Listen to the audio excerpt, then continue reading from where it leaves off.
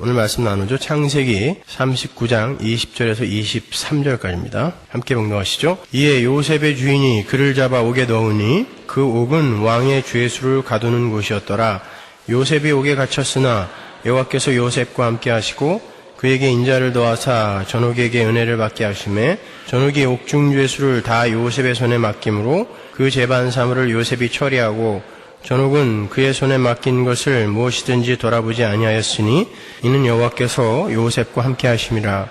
여호와께서 그의 범사에 형통케 하셨더라. 아멘. 아담 안에서 이 세상에 태어난 모든 인간들에게 공식처럼 적용이 되는 특징이 있습니다. 항상 남의 것이 나의 것보다 더 커 보인다는 것입니다. 죄인들 안에 자리 잡고 있는 성경에서 죄와 사망의 뿌리라 제시되고 있는 인간의 욕심이라는 것이 그렇게 끊임없이 남의 것을 크게 보이게 만드는 것 같습니다. 그러한 특징은 자신이 이 세상의 중심이 되어야 한다는 옛 아담적 속성을 여전히 오염이라는 형태로 간직하고 있는 우리 성도들에게조차 여지없이 적용이 됩니다. 그런데 그중 나의 것이 남의 것보다 더 커 보이는 게 있는데 그게 바로 고난입니다. 고난만큼은 이 세상에서 내 것이 제일 커 보여요. 객관적으로 봤을 때 분명 내 옆에 태산에 깔려있는 사람이 있음에도 나의 손톱 밑에 들어있는 가시가 이 세상에서 가장 고통스러운 것인 것처럼 느껴져요. 제가 지금 일반화의 오류를 범하고 있다고 생각하시면 안 됩니다. 안타깝게도 그건 일반적이며 보편적인 사실이에요.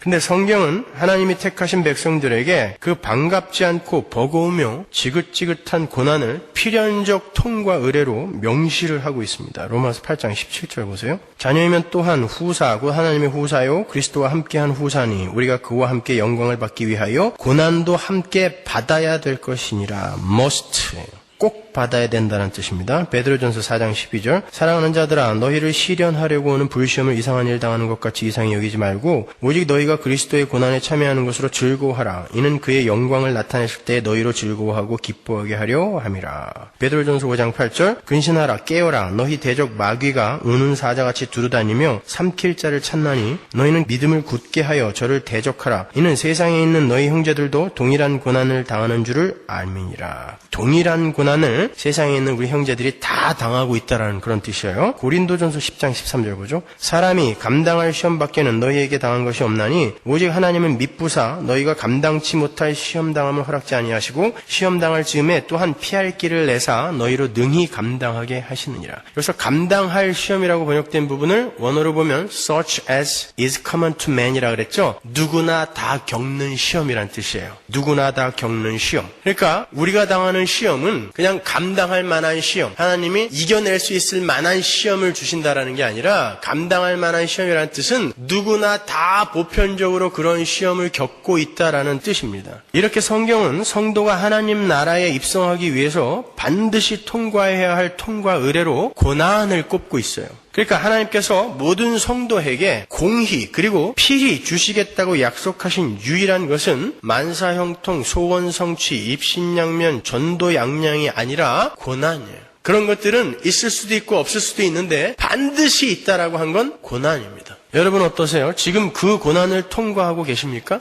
특히 요즘은 그 고난이라는 단어가 아주 실감이 나죠. 지금 전 세계는 글로벌 경제 위기 속에서 총체적 난항을 겪고 있어요. 마치 지구라는 거대한 배가 엄청난 풍랑에 이리저리 흔들리고 있는 그런 위태한 형국이에요. 가난한 사람들은 생계 정도가 아닌 생존의 문제에 있어서도 위협을 느낄 만큼 힘든 상황 속에서 하루하루를 견디고 있고 부자들도 투자액의 손실 등으로 참담한 날들을 보내고 있는 실정이에요. 얼마 전에 독일의 어떤 갑부는 자기 재산이 1조 원대로 줄었다고 기차에 뛰어들어 자살을 했습니다. 어떤 경우든 고난이에요. 거기에서 예수를 믿는 사람들만 제외시켜 주시지 않으세요. 예수를 믿는 사람들도 지금 그 고난에 동일하게 던져져 있습니다. 저는 며칠 전에 간암 말기로 병원에 입원을 했다가 그야말로 처절한 사투 속에서 자기의 생을 마감한 한 성도의 임종을 함께 했어요. 지난주에 그분을 신방했을 때 그분이 자신의 인생을 돌아보며 분노 속에서 내뱉었던 말이 기억이 납니다. 난 태어나서 지금까지 40년 이상 예수를 믿었는데 단 한 번도 단 한순간도 행복한 적이 없었어요. 그분이 임종 직전에 저를 마지막으로 꼭 한 번 더 만나보고 싶다고 해서 제가 설교를 준비하다가 서둘러 병원으로 갔는데 제가 도착했을 때 그분은 이미 코마 상태였어요. 의사들이 아직 청각은 살아있으니까 마지막 할 말이 있으면 하라고 해서 제가 그분의 손을 잡고 이마에 손을 얹었습니다. 그리고 그분의 귀에 대고 물었어요. 자매님 이제 천국 가셔서 좋으시죠? 무섭지 않으시죠? 물었습니다. 그리고 제 말을 알아듣고 계시면 손가락을 움직여 보세요 라고 이야기를 했어요. 근데 그분의 검지가 까딱하고 살짝 제 손바닥을 스쳤어요. 제가 다시 말씀드렸습니다. 그동안 많이 힘드셨습니다. 이제 이런 질병도, 이런 아픔도, 슬픔도, 가난도, 억지도, 업신여김도 없는 하나님 나라에 가시게 되었으니까 얼마나 좋으세요. 저는 정말 자매님이 부럽습니다 라고 했더니 다시 손가락을 까딱 움직이셨어요. 그리고는 숨이 멎었습니다. 어떤 이가 제 손을 잡은 채로 하나님을 실제로 만나는 그 영광스러운 상황이 제 앞에 펼쳐진 거예요. 그분의 숨이 끊어지는 순간 하나님은 그분을 덥석 끌어안으셨을 거예요. 내 자식아 고생 많았다. 이제 넌 영원한 나라에 온 거야. 이제 진짜 안식 속에서 편히 쉬어라 하셨을 것입니다. 그 순간에 제가 그분의 손을 잡고 있었어요. 마치 제가 그분과 하나님과의 역사적 상봉 장면에 동참하고 있다라는 생각을 갖게 됐어요.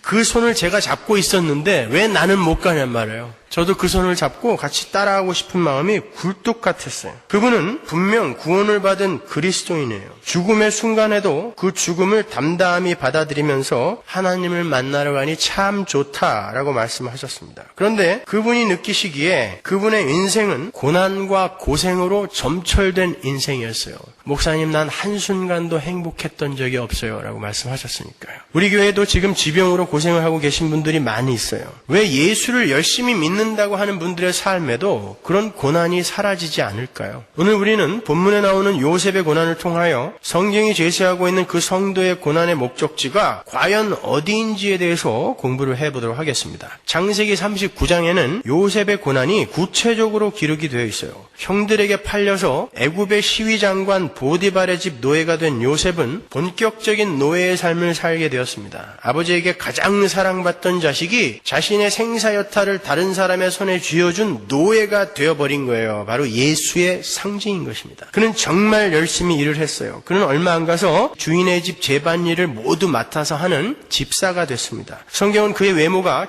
출중했다라고 기록을 하고 있어요. 그 출중한 외모와 성실한 삶이 주인마님의 눈에 들었습니다. 성경은 그 주인마님이 날마다 요셉에게 동침을 요구했다라고 기록하고 있어요. 그런데 요셉은 하나님께 득죄하는 것이 두려워서 그 주인마님의 청을 완강히 거절을 했습니다. 그런데 그 일로 요셉이 상을 받은 게 아니라 모함을 받고 감옥에 갇히게 됐어요. 하나님이 상으로 감옥을 주신 것입니다. 근데 성경이 그 모든 과정의 끝에 범사의 형통, 만사 형통이라는 어구를 마치 결론처럼 기록하고 있어요. 우리가 지난주에 시편의 말씀에서 찾아 읽었던 것처럼 요셉의 그런 삶은 그의 영혼이 쇠꼬챙이로 뚫리는 듯한 고통이었어요. 시편 105편에서 찾아봤죠? 근데 성경은 아무렇지도 않게 그의 고통스러운 삶을 만사 형통이라고 일컫습니다. 그러니까 형들에게 팔려서 노예가 되고 모함을 받고 감옥에 갇히고 하는 모든 일이 만사 형통의 과정이었다라는 거예요. 그렇다면 그 만사 형통이라는 단어가 함의하고 있는 구체적인 내용을 한마디로 요약을 하면 무엇일까요?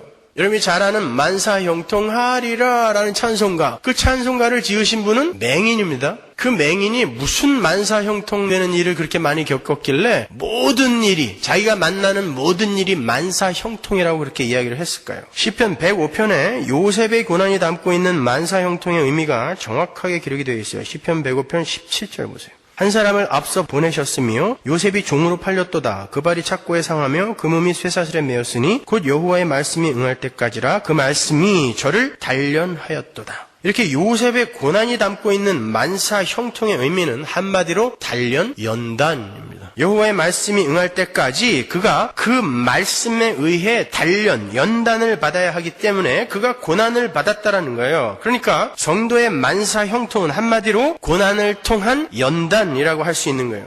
그렇다면 그 연단은 무엇을 위한 연단이에요? 도대체 무엇을 위한 연단이기에 그 연단을 일으키는 고난을 만사 형통이라고 이야기하냔 말입니다. 그것은 그가 받은 계시의 말씀이 무엇인가를 보면 알게 되겠죠? 그 계시의 말씀이 응할 때까지 그 계시의 말씀이 그를 연단했다 그러니까, 그리고 그 연단의 과정으로 고난이 왔다. 그가 착고에 채이고 그의 영혼이 쇠사슬에 뚫리는 경험을 그 고난을 통하여 연단을 거쳐 그 목적지에 도달하는 거잖아요. 그러니까 그가 받은 계시의 내용이 무엇인지를 알아야 될 거 아니에요. 요셉이 무슨 계시를 받았죠?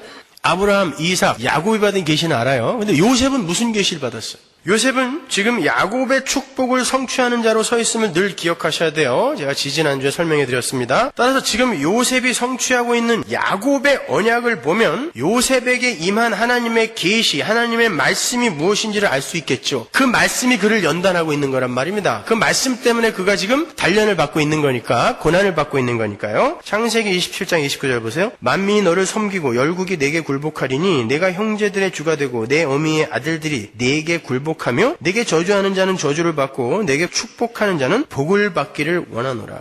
요셉이 자신의 삶으로 성취해 가고 있는 하나님의 계시는 그가 만민의 섬김을 받고 형제들의 주가 되는 거예요. 맞습니까? 피상적으로만 보면 맞잖아요. 그 길에 고난을 통한 연단이 필요했다라는 거예요. 겉으로 나타나는 것으로만 판단을 해서 그 이야기를 해석하면 시위대장 집에서의 그 집사 생활과 왕의 신하들이 갇혀있는 감옥 생활에서 얻은 국가에 대한 정보와 지식 등이 그의 총리 생활을 향한 준비 과정이 되었다라는 거예요. 그러나 그 계시는 사실 예수 그리스도에게서 성취될 계시잖아요. 그가 그 형제들의 주가 되고 만민의 왕이 될 것이면 애굽의 왕이 돼야지 왜 총리가 돼요? 그건 하나의 상징이란 말입니다. 예수 그리스도가 만민의 왕으로 열국의 지도자로 모든 이들의 주로 서기 위해서는 십자가의 순환이 필연적이었잖아요. 그러니까 요셉은 애굽의 총리라는 자리가 상징으로 담고 있는 예수 그리스도의 왕 되심이라는 그 목적지를 향해서 예수 그리스도의 십자가 고난을 상징하는 13년간의 고난을 통과하고 있는 거란 말이에요. 그 말은 다른 말로 요셉이 예수의 승리와 같은 승리를 얻기 위해 성도가 실제화하여 살아내야 하는 그 십자가의 삶을 살았다라는 그런 말인 거예요. 성도의 삶 속에 예수의 삶이 반복하여 나타나게 된다라는 것을 요셉의 삶을 통하여 메시지로 던지고 있는 거예요. 성경은 그것을 단련, 연단이라고 부르는 것입니다. 생각해 보세요. 요셉은 요셉 자신의 잘못으로 애굽의 종으로 팔려간 게 아니죠. 아울러 요셉의 감옥 생활 또한 자신의 죄가 아닌 세상의 유혹과 모함에 의한 것이었어요. 그런데 그가 자기를 공격한 상대방의 죄를 노예의 삶으로 감옥 생활로 대신 대속하는 삶을 살고 있는 거예요. 형들의 죄는 노예 생활로 갚고 있고 주인마님의 죄는 감옥 생활로 갚고 있어요. 그게 바로 예수의 삶 아니었습니까?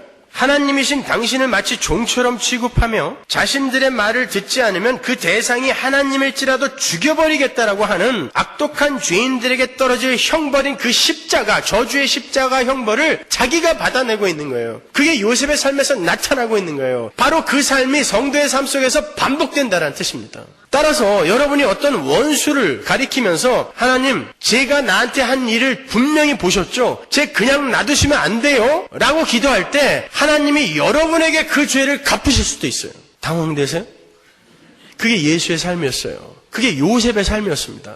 그러니까 그러한 것으로 저 사람이 신앙이 깊다, 낮다, 내지는 저 사람이 지금 저주를 받고 있다, 아니다라고 판단하시면 절대 안 되는 것입니다. 요셉의 겉모습은 지금 저주를 받고 있는 거 아니에요. 열심히 했는데 계속 궁지로 몰리고 있는 거 아닙니까? 그러나 그게 바로 예수의 삶이었다는 것입니다. 그런 순환의 예수의 모습이 요셉의 삶 속에서 나타나고 있는 거예요. 그래서 성경은 성도의 고난을 그리스도의 남은 고난이라고 명명하는 거예요. 골로새서 1장 24절 보세요. 내가 이제 너희를 위하여 받는 괴로움을 기뻐하고 그리스도의 남은 고난을 그의 몸된 교회를 위하여 내 육체에 채우노라. 여기서 남은 고난이라는 것은 예수님이 당하실 고난이 무언가 부족했다는 말씀이 아닙니다. 그런 말씀이 아니라 머리이신 예수님의 그 십자가 고난이 예수님의 지체들인 성도의 삶에 필연적으로 재현되어야 하기 때문에 현실 속에서 그 지체들이 당하는 고난을 가리켜서 성도들이 당하는 고난을 가리켜서 머리이신 예수님의 남은 고난이라고 이야기를 하는 거예요. 왜? 지체인 우리의 머리로 예수님이 붙어 있으니까 우리가 당하는 고난이 그의 고난이 된 것입니다. 그의 고난이 불충분했다라는 그런 이야기가 아니란 말이에요. 쉬운 말로 성도의 고난은 예수님의 고난과 닮은 고난이라는 뜻이에요. 그건 필연적인 거예요. 그런데 예수님의 십자가 고난이 하나님 백성들의 탄생이라는 목적지를 가지고 있었던 것처럼 성도들의 고난 또한 하나님의 뜻의 완성이라는 동일한 목적지를 향하고 있는 거란 말이에요. 그러니까 예수님이 당하신 순환과 십자가의 삶, 그리고 그 십자가의 삶을 자신의 현실 속에서 고난이라는 모양으로 직면하고 있는 그 성도의 삶은 하나님의 뜻의 완성, 즉 선이라는 목적지를 향한 사다리, 징검다리 역할을 하고 있는 거예요. 뭐가? 고난이. 그 말은 다른 말로 나의 고난을 통하여 하나님이 우리에게 혹은 이 세상에게 하실 일이 있다라는 말인 거예요. 성경은 성도가 당하는 그러한 고난을 가리켜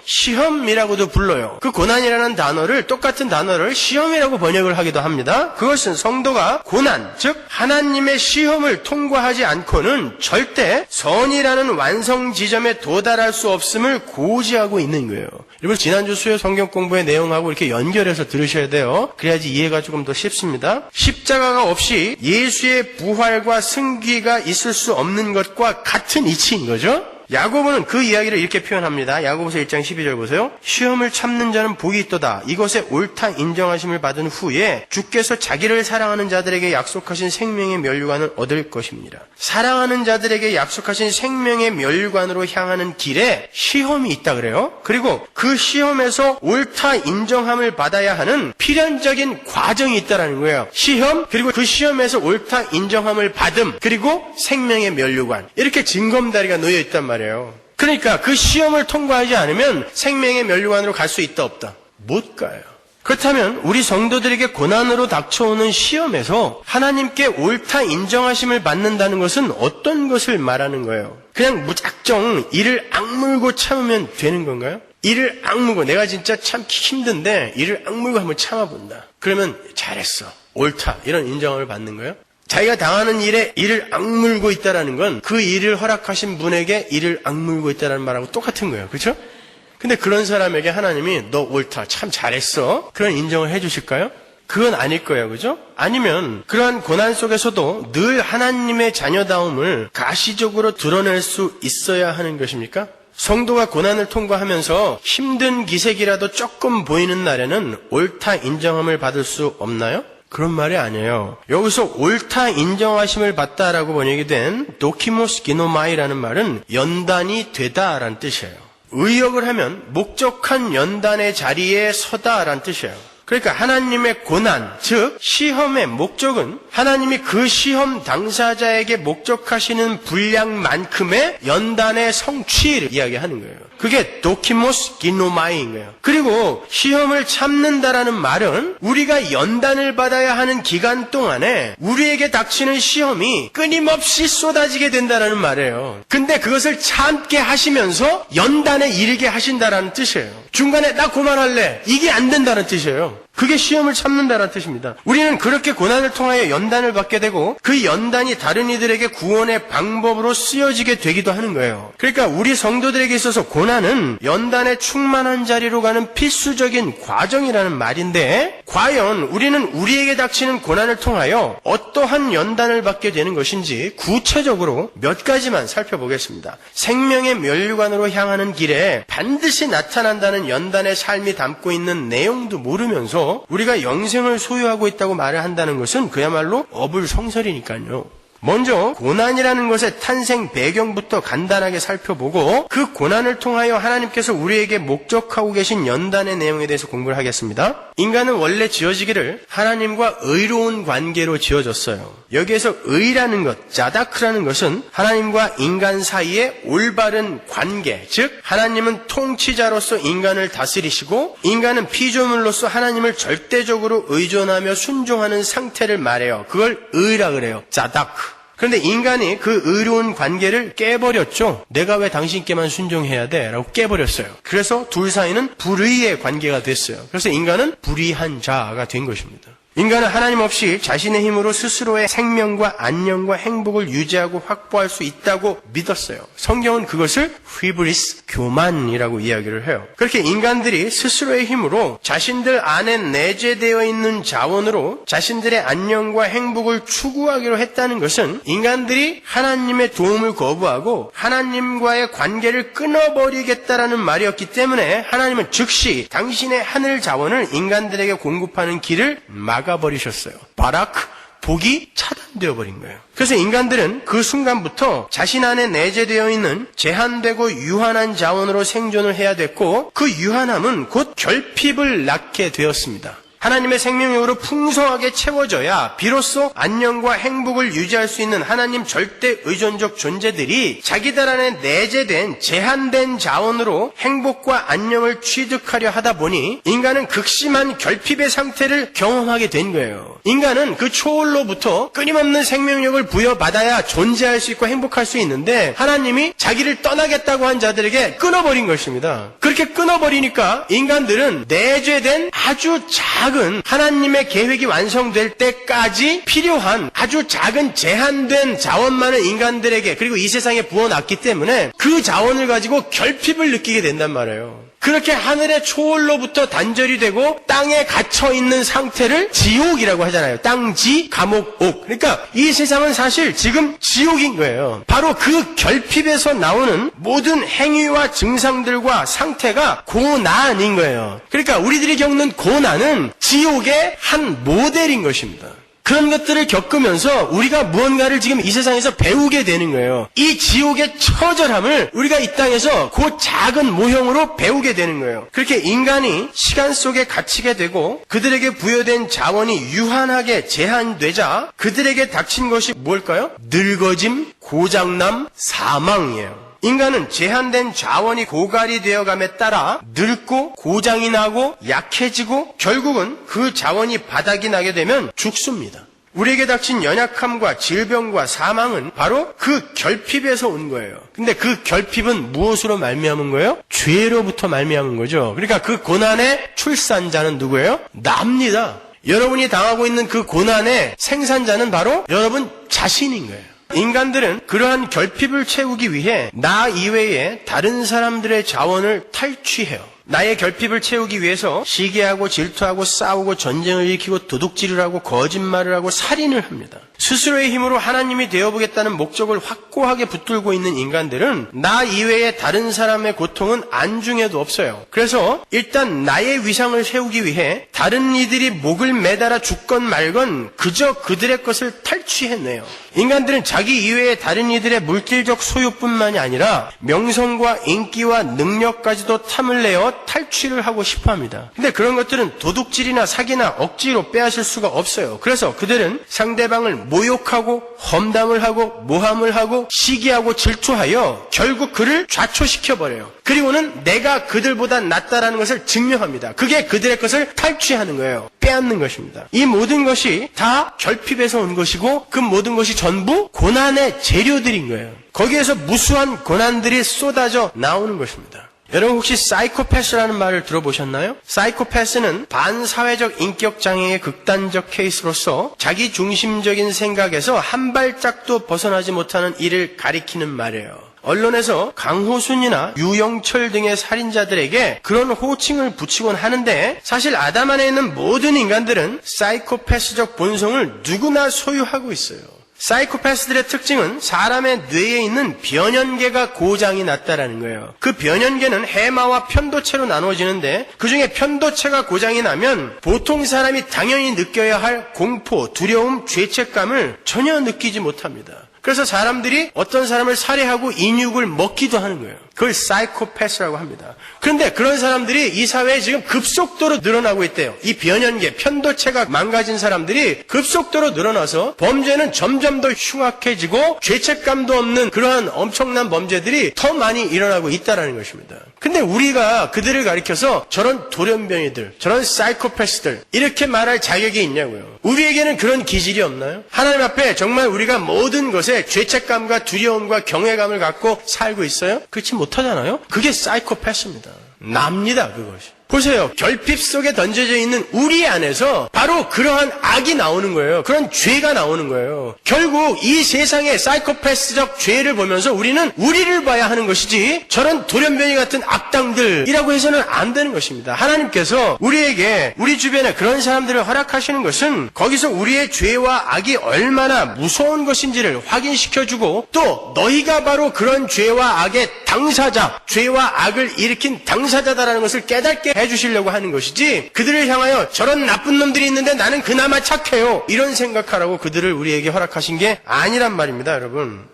인간들은 다른 인간들뿐 아니라 자연까지도 파괴를 해요. 자연이 소유하고 있는 자연의 자원을 빼앗아서 자신들의 행복을 채우고자 자연을 마구 훼손하죠. 오존층이 어떻게 되든 말든 산소를 뿜어내는 숲이 사라지든 말든 대지를 적셔서 열매를 맺어야 하는 강줄기가 엉뚱한 대로 흐르든 말든 인간들은 관심이 없어요. 인간들은 다른 것들이 어떻게 되든 말든 자신들의 결핍을 채우지 않으면 마치 피에 굶주린 흡혈귀가 벌벌 떠는 것처럼 존재의 불안 속으로 빠져버리기 때문에 그렇습니다. 그들은 그저 자신의 행복과 만족만 채워지면 그만이에요. 거기에서 자연재해가 발생하죠. 쓰나미가 몰려오고 허리케인이 인간들에게 복수를 합니다. 홍수가 인간들에게 복수를 해요. 계절의 구분이 모호해지고 열대지방에 눈이 오기 시작합니다. 고난이에요. 그게 불의입니다, 여러분. 관계를 맺고 있는 모든 존재는 그 관계가 요구하는 책임과 의무를 성실하게 수행을 해야 돼요. 그런데 그게 의인데 근데 인간이 하나님과 자연과 또 인간 서로 상호 간에 그 책임을 외면하기 시작한 거예요.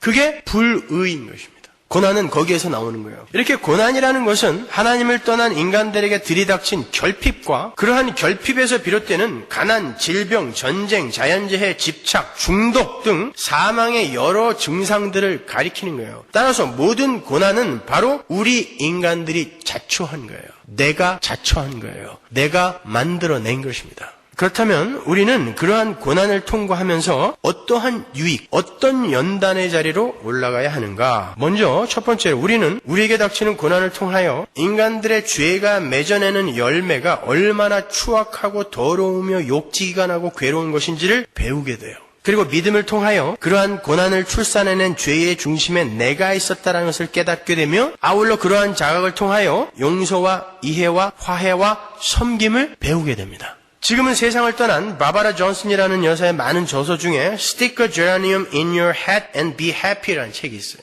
당신의 머리에 제라늄 꽃을 꽂고 행복해 하십시오 라는 그런 책이에요. 그 바바라 존슨 여사는 엔지니어인 남편과 4명의 건장한 아들을 둔 독실한 그리스도인이었어요. 1966년 어느 날 그 부부는 자기 교회 청년부 수련회에 상담자로 청빙을 받았습니다. 그녀는 남편을 먼저 보내고 아이들과 함께 나중에 출발을 했어요. 그런데 목적지에 거의 다 도달했을 무렵에 그 수련회장 입구에서 교통사고 현장을 목격하게 됐어요. 거기에서 피를 흘리며 누워있는 한 사람을 보았는데 피투성이가 된 그 사람은 그 사고로 뇌의 일부가 밖으로 쏟아져 나올 만큼 큰 부상을 입고 있었어요. 자세히 보았더니 먼저 출발한 자기 남편이었습니다. 그 남편은 그 일로 식물인간이 됐어요. 청년회 수련회에 상담하러 가다가 식물인간이 되어버렸어요. 그 후 얼마 있다가 둘째 아들이 고등학교를 졸업하고 미 해병대에 입대를 했습니다. 둘째 아이는 입대를 하자마자 월남전에 투입이 됐고 그로부터 4개월 후에 월남전에서 전사를 했어요.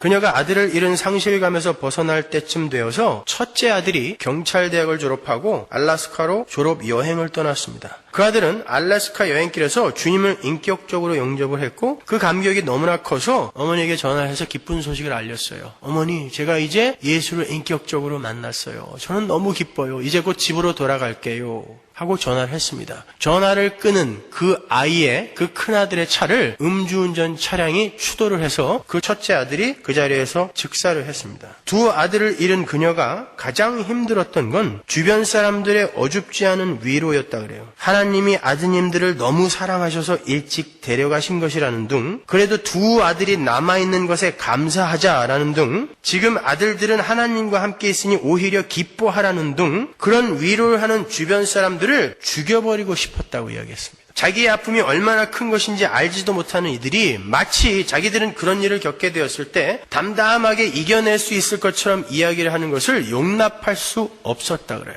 너무 고통스러웠다라는 것이죠. 그로부터 2년 후 바바라 존슨 여사는 셋째 아들의 방에 들어가서 그 어느 때보다 큰 충격에 휩싸이게 됩니다. 아들의 부탁으로 아들의 방에 들어가서 무언가를 찾던 그녀는 그 똑똑하고 그 따뜻하고 그 현명하다고 소문이 난 그 아들의 책상 서랍에서 수많은 동성애 서적과 동성애 사진 그리고 동성애 기구들을 발견해요. 셋째 아들은 동성애자였던 것입니다. 아들은 엄마에게 자신의 성 정체성을 들키게 되자 그 길로 집을 나갔어요. 어떠십니까? 여러분, 이 엄마의 삶에 하나님이 보이세요? 하나님이 정말 그녀의 삶에 동행하고 있는 것처럼 보이십니까? 그녀는 그러한 일들을 겪으면서 심각한 우울증과 공황 증세로 숨을 쉬기조차 힘든 아주 긴 시간을 보냈다 그래요. 불이 꺼지면 잠을 이룰 수가 없어서 해가 뜰 때까지 소파에 그대로 앉아 있어야 되었대요. 그런데 그러한 사람이 어떻게 Be happy, 행복하세요 라는 책을 쓸 수 있었을까요? 그녀가 죽기 전에 모 방송사와 인터뷰를 한 기사를 읽게 됐는데 저는 깜짝 놀랐어요. 그는 그 모든 상황들을 하나님의 섭리 안에서 해결을 하고 있었습니다. 그녀는 그 후 동성애 자녀를 둔 부모님들의 상담사로 일을 하기도 하고 음주운전 차량에 자식을 잃은 사람들의 모임에 나가서 그들을 위로하는 일을 하기도 했어요. 그리고 전쟁으로 자식을 잃은 이들의 위로자가 되었습니다. 그녀가 그 인터뷰에서 이런 말을 했어요. 나는 나에게 그런 고난의 시간을 허락한 하나님을 저주하고 원망하기도 했습니다. 근데 가만 생각하니 그 모든 사건들과 상황들은 다 우리 인간의 죄가 만들어 놓은 것임을 알게 되었습니다. 그것은 하나님의 책임이 아니었습니다. 그리고 그 고난이라는 아이의 출산의 자리에 바로 내가 몸을 풀고 있었음을 알게 되었습니다. 그러고 보니 나에게 닥친 불행한 사건들은 모두 나와 이 세상의 죄가 만들어 놓은 것이었습니다. 그 후로는 오히려 하나님께 죄송한 마음으로 회개의 기도를 올리게 되었습니다. 나에게 닥친 모든 고난은 바로 아담 안에 있는 내가 만들어 놓은 것임을 알게 되자 하나님 앞에 회개밖에 할 것이 없었습니다. 그리고 나는 그 후로 죄를 더욱 미워하게 되었습니다. 빌리 선데이가 말한 것처럼 나의 모든 사지를 전부 다 죄의 공격으로 빼앗기고 나에게 잇몸만 남게 된다 할지라도 나는 그 죄를 잇몸으로라도 물어뜯을 것입니다. 그 고난이 어떤 것인지, 그 죄로 인한 고난이 어떤 것인지 절절하게 경험했거든요. 그녀는 자신의 생각이 거기에 미치게 되자 자기 아들들을 그렇게 만든 이들을 모두 용서할 수 있었다고 그랬어요. 왜냐하면 그 모든 일들은 죄인이라는 숙명적 운명을 타고난 자기를 포함한 인류가 만들어 놓은 것이라는 것을 알게 되자 오히려 그러한 죄 속에서 죄가 출산해내는 더럽고 추악한 그 토사물들이 무엇인지 알지도 못하고 살아가는 그들이 가엾기까지 했다라는 거예요. 여러분도 어떤 이들의 죄를 여러분이 발견하게 되었을 때 저런 나쁜 놈, 나는 적어도 저런 짓은 안 하는데 라고 그렇게 행동하시면 안 된다는 뜻입니다. 저게 바로 내가 만들어 놓은 것이다라는 책임감을 갖고 살으라는 거예요, 성도는요. 그래서 요셉이 예수가 내가 지적해야만 할 그 상대방의 죄를 자기가 짊어지는 것입니다. 유혹은 주인 마누라가 했는데 그 마누라가 갇혀야 되는데 내가 감옥에 가야 되는 거예요. 그걸 경험하면서 우리가 바로 이러한 연단을 받는 것입니다. 그리고 그녀는 그러한 죄와 죄의 증상들인 고난이 다 제거가 된 하나님 나라가 자기에게 약속이 되어 있다는 것으로 그녀는 행복해하기까지 했다는 거예요. 너무너무 견디기 힘든데, 너무너무 고통스러운데 빨리 여기서 벗어났으면 좋겠는데 이러한 상황이 예수의 은혜가 아니었다면 영원히 나에게 남아있을 뻔했는데 나에게 이런 게 다 사라진 하나님 나라가 준비되어 있다는 사실 때문에 기뻐할 수 있었다는 거예요. 이 역설을 이해할 수 있는 게 성도인 것입니다. 고난 속에서 하나님 나라를 소망하게 되는 게 성도인 거예요. 그래서 그 극한의 고난 중에 있던 그 여자가 고난 중에 있는 사람들이여 머리에 죄라는 꽃을 꽂고 행복하세요. Be happy 라는 책을 쓸 수 있었다라는 것입니다. 그렇게 바바라 존슨이 당한 그 처절한 고난은 그녀에게 죄의 실체를 깨닫게 해주었고 용서를 배우게 했으며 섬김의 의미를 알게 해줬고 하나님 나라에 대한 소망을 더욱더 공고하게 다져주었던 거예요. 그것이 그녀가 고난으로부터 얻은 연단입니다. 두 번째로 우리는 죄가 출산해 놓은 고난을 직면하면서 죄를 향한 하나님의 진노가 얼마나 큰 것인지를 배우게 됩니다. 고난은 엄밀히 말해 하나님의 진노의 사물이에요. 인간이 죄를 짓자 당신이 쏟아부으시던 하늘의 복을 거두어 버리신 하나님의 그 처사가 결핍을 가져오게 된 거고 이러한 고난의 현실을 출산하게 된 거 아닙니까? 따라서 성도는 자신의 인생 속에서 바울의 고백과 같이 하나님이 마치 나를 죽이시려고 하시는 것 같은 그 고난을 겪으면서 죄를 향한 하나님의 진노를 절절히 배우게 되는 거예요. 사도 바울이 그랬죠. 내가 당하는 고난, 그 고난이 얼마나 큰지 마치 하나님이 나를 죽이려고 하는 것 같아. 하나님이 내 목을 조르고 있는 것 같아 라고 고백을 했단 말입니다. 근데 그런 고난을 통과하면서 야 맞아 우리는 이렇게 하나님께 목 졸려 죽어야 되는 존재들인데 근데 어떻게 살아나게 되었는가. 야 하나님의 죄에 대한 진도는 이렇게 큰 것이구나를 배우게 된다는 것입니다. 인간은 지금 인간들이 당하고 있는 이 정도의 고난과는 비교도 할 수 없는 영원한 사망의 고통 속으로 던져져야 하는 사람들이에요. 그건 죄인들의 숙명입니다. 지금 모든 인간들은 브레이크가 고장난 자동차에 앉아서 낭떠러지를 향해 내닫고 있는 형국인 거예요. 이제 얼마 있으면 모두 다 그 낭떠러지 아래로 추락을 해서 영원한 불못으로 들어가게 돼요. 거기서는 악소리도 지르지 못할 만큼 엄청난 고난이 우리를 기다리고 있어요. 그렇게 낭떠러지를 향해 가고 있는 자동차가 중간에 돌뿌리에 걸려서 몇 차례 전복이 되었다고 생각해 보세요. 분명 그건 그 고장난 자동차의 운전자에게 고난이죠. 왜 다른 사람들의 자동차는 저렇게 아무런 문제 없이 낭떠러지로 향해 가는데 왜 내 차만 이렇게 중간에 걸려서 넘어져야 돼? 하나님은 그 고난의 사건 현장에서 죽음을 향한 우리들의 돌진을 잠시 막아서시는 거예요. 너희들 지금 어디로 가는지 알고 있니? 바로 여기로 가고 있는 거야 라고 하면서 그 낭떠러지 끝에 있는 지옥의 삶을 요만큼 경험하게 해주시는 거예요. 근데도 계속 달릴 거야? 그 고난의 자리에서 잠시 후에 모든 인간들에게 펼쳐지게 될 처참한 진노의 불바다를 미리 맛보게 하시는 거예요. 눈치채게 하시는 거예요. 그리고 멈춰서라 라고 말씀하시는 것입니다. 그게 연단이에요. 우리는 고난의 현장에서 하나님의 진노의 손, 지옥의 맛을 미리 볼 수 있어야 되는 것입니다. 왜 하나님이 나를 이렇게 괴롭히셔가 아니라 이거와는 비교할 수도 없는 엄청난 고통이 나를 기다리고 있다는 것을 우리는 거기에서 배워야 되는 거예요. 그리고 그러한 고난과는 비교도 할 수 없는 하나님의 진노가 우리에게 부어질 뻔했다는 것을 깨달아 알고 거기에서 건져주신 하나님의 은혜에 감사할 수 있어야 되는 것입니다. 그게 고난에서 얻을 수 있는 연단의 유익인 거예요.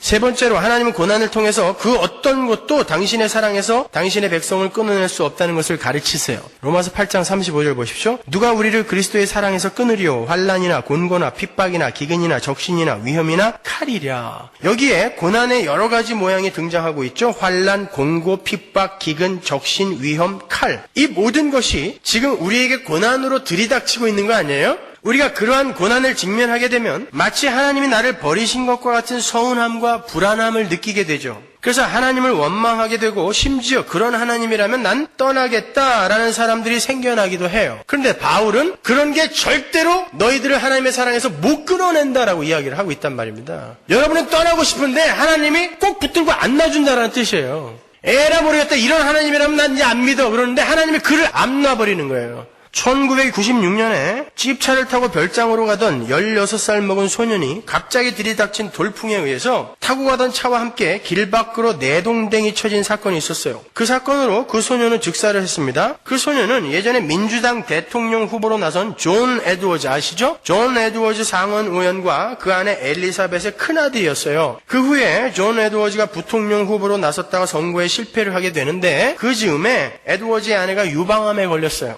그 치료에 나섰고 오랜 치료 끝에 그녀는 완전히 완쾌가 되었다는 의사의 진단을 받았습니다. 그런데 그로부터 몇 년 후에 유방암이 재발이 되었고 골반뼈까지 전이가 되었어요. 그녀는 가망이 없는 시한부 인생이 된 것입니다. 그 후 그녀가 뉴스위크에 이런 글을 실었어요. 저는 제 아들을 구해주지 않으신 하나님에 대해 생각해야 했습니다. 웨이드는 부드럽고 착한 아이였습니다. 그 아이의 엄마라고 해서 이런 말을 하는 게 아닙니다. 많은 증거들이 있습니다. 그 애는 항상 적응하지 못하는 사람들과 버려진 사람들을 찾아서 도움을 주었습니다. 그 애는 다른 사람들에게 함부로 말하는 사람들을 참지 못했습니다. 그런 모습을 견디지 못했습니다. 16밖에 안 되었지만 이 점에서 그 애는 정말 특별했습니다. 이 점에서 저는 그 아이가 하나님께 점수를 딸 수 있다고 생각했습니다. 그런데 하나님은 점수를 주지 않았습니다. 만일 하나님이 누군가를 보호해야 한다면 당연히 그 애도 포함되어야 한다고 생각했습니다. 그렇지만 하나님은 그 애를 보호하지도 않았을 뿐만 아니라 바람이 그 애를 도로 밖으로 내팽개치도록 그냥 두셨습니다. 아니, 하나님의 손이 그 아이를 도로 밖으로 내던진 것입니다. 그래서 저는 이렇게 생각했습니다. 이 착한 아이의 죽음에 개입하지 못한 하나님, 아니 그 애를 죽게 한 하나님은 도대체 어떤 하나님인가? 하나님은 우리를 보호하시겠다고 약속하지 않으셨습니다. 저는 제 경험에 비추어 하나님을 다시 생각해야 했습니다. 저의 하나님은 보호를 약속하지 않으신 하나님이며 그래서 제 아이를 보호하실 수 없었습니다. 저는 지금 암으로부터 저를 구해달라고 기도하지 않습니다. 그러지 않습니다.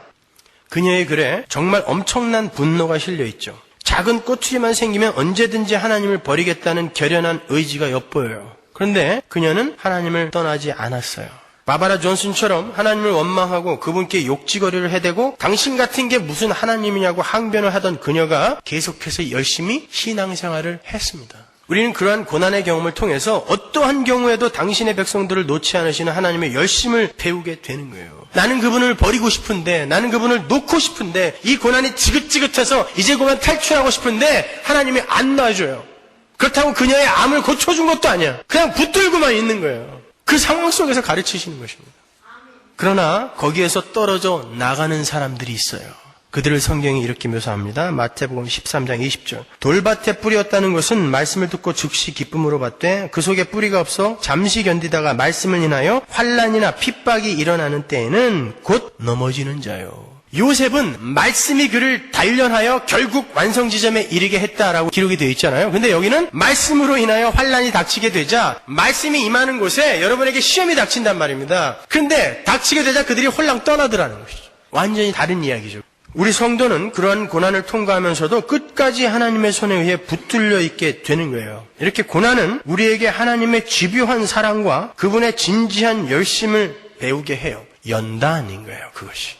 네 번째로 우리는 우리가 겪는 고난을 통해서 세상에게 하나님의 영광을 드러내는 삶을 살게 돼요. 여러분 서머나 교회의 폴리캅을 아시죠? 그 폴리캅이 순교를 당할 때 일을 제가 여러 번 설명해 드렸어요. 당시에 그 서머나의 총독이었던 스타티우스는 폴리캅의 아주 친한 친구였어요. 그래서 그 스타티우스가 폴리캅을 화형시키기 전에 내가 너 살려주고 싶다. 살려줄 테니까 제발 한 번만 예수를 부인해 라고 이야기했어요. 그때 폴리캅이 뭐라 그랬어요? 우리 주님은 80년 동안 나를 한 번도 부인한 적이 없는데 어떻게 내가 그 주님을 부인하겠어? 그리고는 이렇게 이야기했어요. 너는 지금 잠깐 타다 꺼질 불로 나를 위협하고 있는데 너희들을 위해 준비된 그 영원히 꺼지지 않는 그 불은 어떻게 할 거야? 자, 이제 나는 준비가 됐다. 어서 너희가 할 일을 속히 하라. 그를 묶으러 오는 사람들에게 외쳤습니다. 놔둬라. 너희들이 안 묶어도 도망가지 않겠다. 묶이지 않은 상태에서 불에 타서 죽었습니다. 하나님이 안 말려줬어요. 불타는 그의 몸의 통점을 다 막아준 것도 아니에요. 고통스러워서 비명을 지르면서 죽어갔습니다. 그럼에도 불구하고 끝까지 하나님을 부인하지 않았어요. 거기에서 그 자리에 있던 많은 이들이 도대체 저가 믿는 하나님이 누구냐라고 궁금해하기 시작했어요. 르완다에서 실제로 있었던 일인데요. 르완다 내전이 있었을 때 그 르완다 반군들이 르완다의 기독교인들을 추격하고 있었다 그래요. 그때 이제 선교사님이 그 옆에서 그것을 보고 책에다가 기록을 한 내용인데 르완다 그 반군들이 그 르완다에 있는 기독교인들을 쫓아가서 결국은 포위를 해서 잡았어요. 그리고는 그들에게 이야기를 했습니다. 너희들이 예수를 부인하고 우리 반군에 동참을 하게 되면 모두 살려주겠다. 그렇지 않으면 너희들은 여기에서 전부 죽는다라고 하면서 그 중에 하나를 끌어다가 그 큰 칼 있죠. 그걸로 손목부터 자르기 시작해서 손목, 발목, 목까지 쳐버렸어요. 그런데 그 중에 예수님을 부인하겠다고 나선 사람이 한 사람도 없었다라는 것입니다. 르완다 기독교인들이. 그 반군들이 그 르완다 교인들을 교회 안으로 다 몰아넣어버렸어요. 그리고 수류탄과 총으로 그들을 몰살시켰습니다. 그걸 멀리서 지켜보던 선교사님이 그랬대요. 저런 것도 지켜주지 못하는 하나님이 무슨 하나님이냐. 자기를 믿겠다고, 자기를 부인하지 않겠다고 저렇게 나선 저들을 하나님이 이 시점에서 기적 같은 방법으로 구원해줘야지. 이런 일도 막아주지 못하는 하나님이 무슨 하나님이냐라고 이야기했다는 거예요. 그런데 정작 그것을 본 반군 장교가 도대체 저들이 믿는 하나님이 누구냐 하고 하나님 앞에 돌아왔다는 것입니다. 마치 예수님 옆에 있었던 백부장처럼. 그렇게 성도가 당하는 고난은 자기들의 죄와 아무 상관없이 하나님의 영광을 위해 쓰일 수도 있어요. 여러분이 만약 그러한 지경에 처해 있게 된다면 여러분은 어떻게 하시겠어요? 어떤 사람들이 여기를 포위하고 너희들 예수 믿지 마. 예수 믿으면 이렇게 된다. 그리고 저를 끌어다가 손목 발목 자르고 목까지 잘랐다고 생각해 보세요. 이제 다음은 네 차례야 라고 이야기하는데 여러분 그 상황 속에서 어떻게 하시겠습니까? 그들처럼 그냥 죽음을 당하시겠어요? 힘든 겁니다, 여러분. 그만한 자격이 되는 사람들을 하나님이 그렇게 쓰는 거예요. 하나님은 하나님의 주권과 계획 속에서 성도에게 그러한 고난을 허락하세요. 그걸 겪고 나면 그에게 약속된 그것과는 비교할 수도 없는 정말 좋은 나라가 있거든요. 그래서 그에게 견디게 하시는 것입니다. 당하게 하시는 거예요.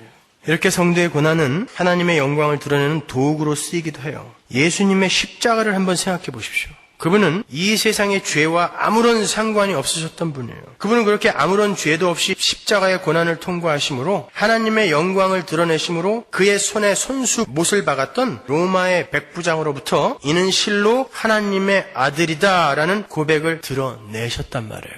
그 고난이 우리에게 닥칠 수도 있다라는 것입니다. 요셉이 형제들의 주라는 계시의 정점에 이르기 위해 그 많은 고난을 당하고 결국 형제들의 주가 되어서 그 형제들을 구원해낸 삶을 산 것은 바로 우리 성도의 삶을 예표하고 있는 거예요. 우리는 하나님 나라 백성으로의 완성이라는 성도의 목적지를 향해 고난이라는 하나님의 연단 과정을 통과하며 결국 하나님이 원하시는 자로 완성이 되고야 마는 거예요. 모든 것은 그렇게 합력하여 선에 이르게 되는 것입니다.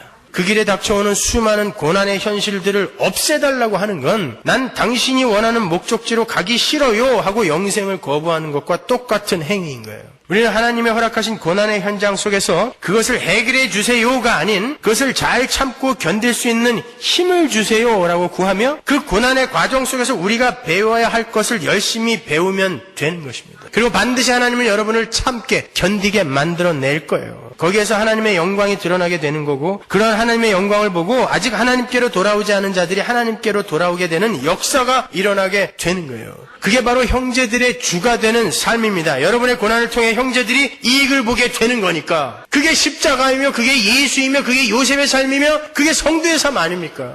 근데 어떻게 고집 꼭대기에 올라가서 복음을 전한다는 말이에요. 복음은 십자가를 통해 예수의 피를 통해 전해지는 것입니다. 많이 당해 주셔야 돼요. 고난 감수하셔야 됩니다. 고난이 여러분 비껴가지 않아요. 힘드시겠지만 잘 참고 잘 견디세요. 우리를 위로해 주는 것은 이 인생이 그렇게 길지 않다는 것입니다. 지금까지 살아온 여러분의 인생 눈 한번 깜짝했더니 여기까지 왔죠. 다시 한번 깜빡하면 거기 가는 것입니다. 제 손을 붙들고 죽었던 그 자매님처럼 그 자리로 곧 가게 됩니다. 우리는요.